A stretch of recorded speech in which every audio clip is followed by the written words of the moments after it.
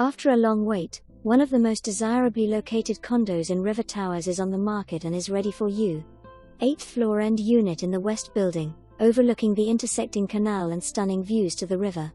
Offering hurricane-rated windows in the kitchen, dining and living area as well as a corner-screened lanai. Sunsets are spectacular.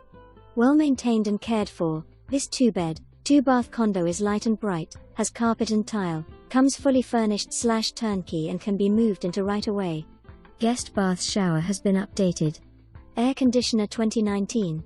Stacking washer/dryer in your condo. HOA dues are $459 per month, includes cable and water, comes with a 10x10 storage room, reserved parking spot, additional community laundry facilities, a library and community rooms. River Towers offers one of the best locations for a pool as well.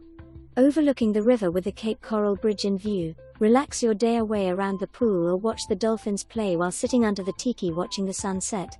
Located just steps away from Jaycee Park and close to shopping and dining. 55+, no pets allowed, no smoking development, no rentals west/and first 3 years of ownership.